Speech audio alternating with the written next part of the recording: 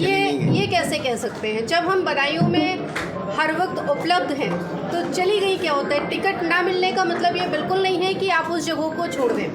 बदायूं हमारा परिवार था, है और रहेगा।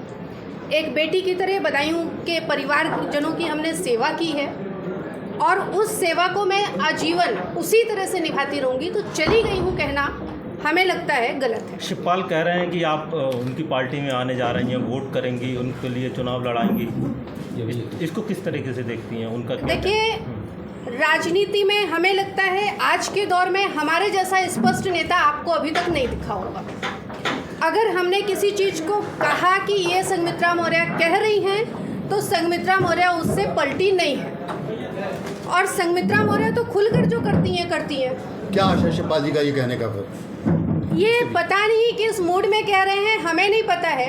यहाँ पर हमारा भाई चुनाव लड़ रहा है तो निश्चित तौर पर हम अपने भाई के साथ पहले दिन से आखिरी दिन तक हैं और रहेंगे। पिताजी आ गए आपके यहाँ चुनाव लड़ाने, तो आप उधर लड़ाएंगी भाजपा को? और देखिए, दोनों लोगों की पार्टियां अलग हैं।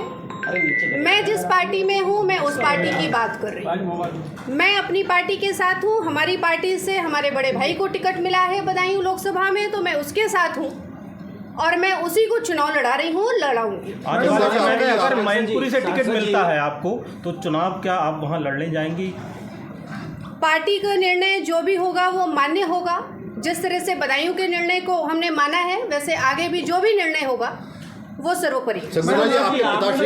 वायरल हुई थी मन से रोते हुए, उसमें आपकी तस्वीर वायरल हुई थी मन से रोते हुए, तमाम सुर्खियां उसने बटोरी और पिताजी का आपके रिएक्शन आया कि संघमित्रा मौर्य जी इतनी कमज़ोर होंगी, पता नहीं आखिर उनको बेटी कहलाने का भी अधिकार नहीं। इस पे क्या कहेंगी? हमने अभी आपसे पहले ही बोला कि बदायूं हमारा परिवार है और उसका जीता जागता उदाहरण आप सभी मीडिया के बंधु हैं।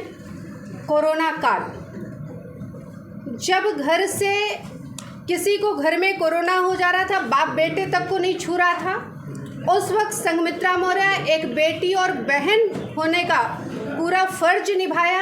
एक कोरोना मरीज से वो व्यक्तिगत जाकर के मिली है पीपीई किट पहन करके, तो वो हमारा दिल का लगाव है। अगर हमने कहा कि हम सांसद नहीं बेटी और बहन बनकर सेवा करेंगे तो उसी तरह हमने सेवा की। और अगर उस सेवा को देखते हुए कोई भावुक पल आता है, कुछ होता है, तो हमें लगता है कि उसको इतना ज़्यादा हाईलाइट नहीं करना होता है। और महिलाएं तो वैसे भी भावुक होती हैं और उनमें भावनात्मक कभी भी ऐसी चीज़ें आ जाती हैं तो स्वाभाविक।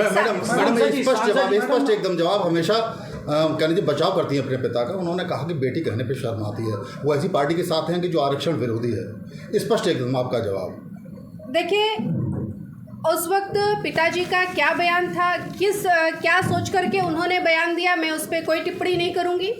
लेकिन मैं हमेशा कहती हूँ राजनीति अपनी जगह है, परिवार अपनी जगह है और दोनों को मैं लेकर के चल रही हूँ और जब तक जीवित हूँ तब तक लेकर के चलूंगी। रिश्तों को कोई ख़त्म नहीं कर सकता है। सांसद जी, अभी बात प्रदेश अध्यक्ष जी से हो रही थी और पूछा गया उनसे कि बदायूं में आपके टिकट कटने की वजह अभी तक स्पष्ट नहीं हो पाई, जबकि अगर टिकट काटना ही था और आपका ही टिकट काटना था और उन्होंने मौर्य को ही टिकट दिया है, तो इसको आप कैसे देखती हैं? और दूसरी तरफ पार्टी लड़ाने का विचार कर रही है मैनपुरी से आपको, तो आपको क्या लगता है पार्टी का स्टैंड आपके ऊपर कैसा है? देखिए, आपका जो सवाल है मैं जवाब उस पर दे रही हूँ। पार्टी का निर्णय क्या होगा वो बात का विषय है।